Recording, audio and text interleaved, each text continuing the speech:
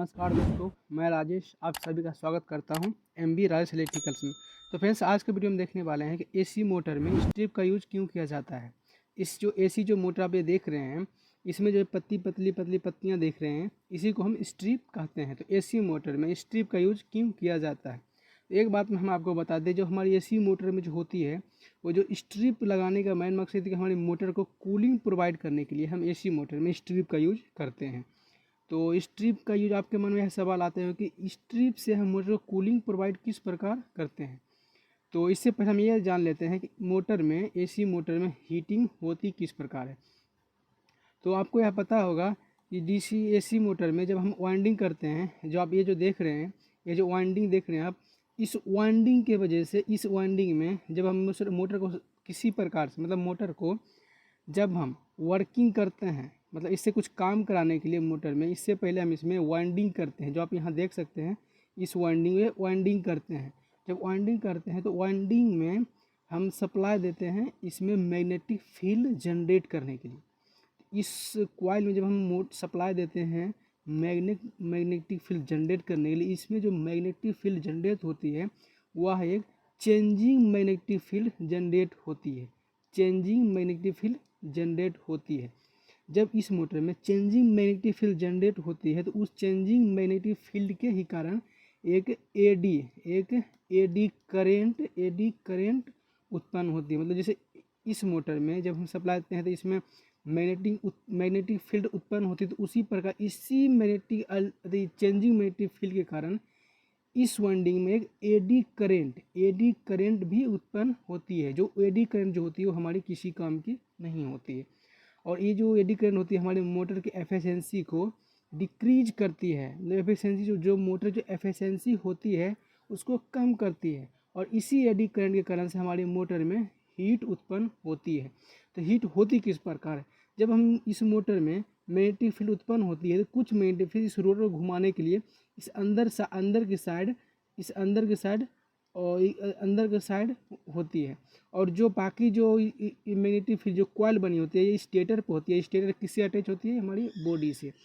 तो जो कुछ मैग्नेटिक फील्ड इसके अंदर की ओर फ्लो करती है और कुछ मैग्नेटिक फील्ड जो होती है हमारी मोटर में फ्लो करती है, जो कि बाहर के साइड आने की कोशिश करती है, जो कि हमारी ये बाहर के साइड हमारी ये बॉडी लगी हुई है। तो जो मैग्नेटिक फील्ड कुछ जो होती है हमारी बॉडी की ओर आकर्षित होती है, तो उसी बॉडी की ओर जो आती है मैग्नेटिक फील्ड, उसी में जो एडी करंट लॉसेस हो रही है, वही एडी करंट के लॉसेस के कारण हमारी मोटर हीट होती है। तभी अगर तो ये कंटिन्यू अगर जो हीट होती रहेगी मोटर, अगर जो इस मोटर को हम किसी प्रकार की कूलिंग प्रोवाइड नहीं करेंगे तो कुछ समय ऐसा आएगा जो हमारी मोटर में जो कॉइल लगी हुई, जो हमारी कॉइल बनी हुई है, ये कॉइल जल सकती है।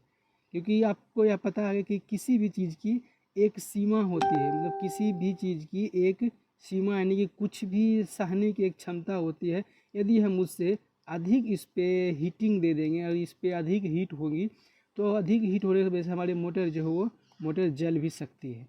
इसी प्रकार से यदि हमारी मोटर ना जले, इसी सेफ्टी को हम देखते रहिए, इस मोटर में एक स्ट्रिप का यूज करते हैं। स्ट्रिप इसी जो इतनी हीट हो रही है, इसी हीट को कम करने के लिए हम मोटर में स्ट्रिप का यूज करते हैं। तो एक तो हमारी इसे वाइंडिंग की वजह से हमारी हीट हो रही है, और दूसरी जो अभी जो बेयरिंग देख रहे हैं, ये बेयरिंग हमारे किससे अटैच है, ये भी एक बेयरिंग कवर से अटैच है, और बेयरिंग कवर हमारी मोटर के बॉडी से अटैच है। तो ये बेयरिंग जब कंटिन्यू चलती है तो उससे वो कंटिन्यू चलने की वजह से इससे भी कुछ हीट इंक्रीज होती है, और वो हीट कहाँ जाती है, तो हमारी इसी बॉडी में जाती है। यदि हम समय के अनुसार इस बॉडी में जो हीट है उस हीट को ख़त्म नहीं करेंगे तो कुछ समय ऐसा आएगा हमारी मोटर जल सकती है।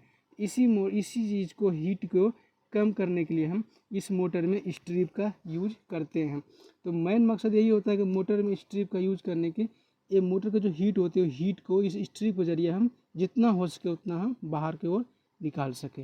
तो अब यह हम देख लेते हैं कि यह जो मोटर है इसकी हीट किस प्रकार कम होती है।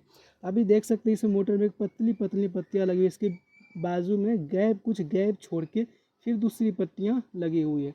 ये जो गैप होती है, इसी गैप में हम एयर को फ्लो कराते हैं। इसी गैप में हम एयर को फ्लो कराते हैं ताकि जो मोटर के बॉडी में हीट है वह हीट स्ट्रिप में आएगी, और स्ट्रिप में आने से इस पर जब हम एयर के फ्लो कराएंगे तो एयर की वजह से ये जो इसमें जितनी हीट होगी वह एयर के साथ वो बाहर की ओर निकल जाएगी। तो इसी प्रकार कंटिन्यू चलती रहती है। तो इसको हम एयर प्रोवाइड करने के लिए इसी रोटर के बैक साइड में हम एक पंखी जोड़ देते हैं कि जब तक हमारी मोटर चलेगी तब तक हमारी ये पीछे जो ब्लेड लगी है ये ब्लेड भी ऑपरेट करती रहेगी और इसी से हमारी इस स्ट्रिप पे एयर मिलती रहेगी। और जब हमारी मोटर हीट होगी तो हीट होकर स्ट्रिप आएगी, स्ट्रिप आएगी तो ये ब्लेड के जरिए इस पर हवा के एयर छोड़ा जाएगा, एयर छोड़ा जाएगा तो एयर के साथ में जो स्ट्रिप पे हीट होगी वो हीट बाहर की ओर निकल जाएगी। तो स्ट्रिप का काम बस इतना ही होता है कि मोटर को कूलिंग प्रोवाइड करने के लिए किया जाता है। तो आई होप को आपको यह पता चल गया होगा कि एसी मोटर में स्ट्रिप का यूज क्यों किया जाता है। तो उम्मीद करता हूँ कि यह वीडियो से आपको यह पता चल गए होंगे कि इस एसी मोटर में स्ट्रिप का यूज क्यों किया जाता है। तो यदि इस वीडियो से कुछ सीखने का आपको मिला है तो वीडियो को लाइक ज़रूर कीजिएगा और यदि इसी प्रकार से नॉलेजेबल वीडियो आप देखना पसंद करते हैं तो हमारे चैनल को सब्सक्राइब कर लें। तो सब्सक्राइब करने के साथ साथ बेल आइकन को भी ऑल पे प्रेस कर दें ताकि ऐसे ही नॉलेजेबल वीडियो चैनल पर अपलोड करें उसका नोटिफिकेशन सबसे पहले आपको मिले। तो आज का वीडियो में इतना ही, मिलते हैं किसी नेक्स्ट वीडियो में किसी नेक्स्ट टॉपिक के साथ। तब तक के लिए जय हिंद।